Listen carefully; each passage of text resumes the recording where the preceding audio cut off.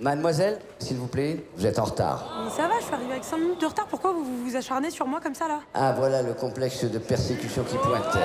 Typique de quoi, exactement? C'est du racisme. Je m'appelle Camélia Jordanel, je suis là pour vous parler du brio. Les plombs, Pierre. Je suis obligé de te faire passer en conseil de discipline. Pour bien fermer la gueule au recteur, tu me la présentes au concours d'éloquence. Eh mais moi, je veux rien du tout de vous. Hein. Mon salut est entre les mains de Neyla Salah. Va mourir.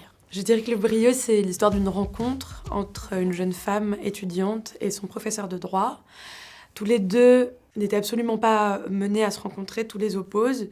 Et ils ne vont pas avoir d'autre choix que de faire l'effort, que de faire un chemin l'un vers l'autre. Et je crois qu'ils en ressortent grandis. Vous savez quoi?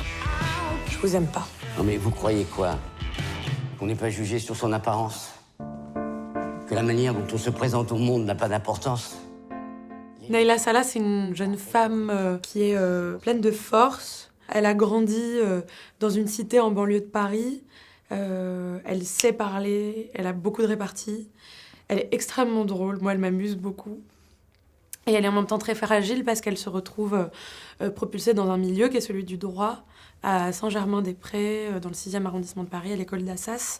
Et c'est un milieu qu'elle ne connaît pas, dont elle n'a pas les codes.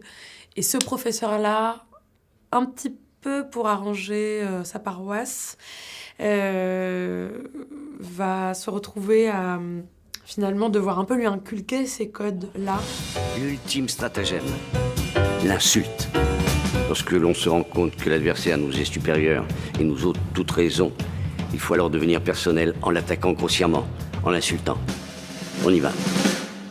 Mais ça veut dire que... Oui, ça veut dire que... Allez-y. Vous êtes sûr? Attaquez-moi personnellement. Quand on se rappelait en fait du plateau, il disait si je suis Einstein, je peux pas faire d'improvisation. J'ai un texte, j'ai une certaine rigueur à tenir.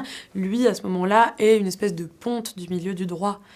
Et moi, je suis étudiante et j'apprends tout ça. Et donc, il y a tout un langage et tous ces codes-là, justement, qui me transmet, parce que c'est quand même un film qui parle beaucoup de la transmission aussi.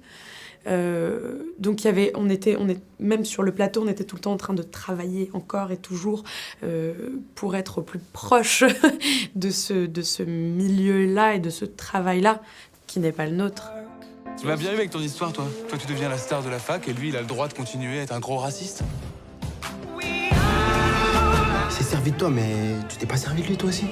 Je me suis pas rendu compte que j'étais pas à ma place. Moi, la meuf que j'ai rencontrée... Il y a l'idée de ce vivre ensemble dont on entend parler beaucoup, d'autant plus ces dernières années.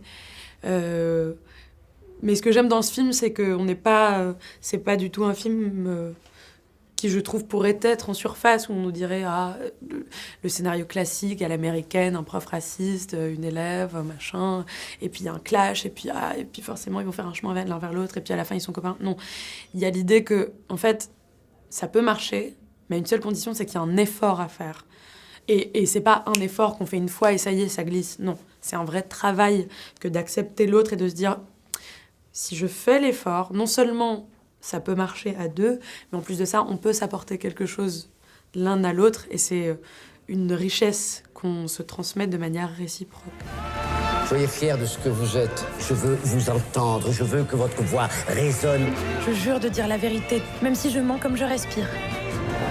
Je sais qu'un jour s'attachera à mon nom le souvenir de quelque chose de formidable.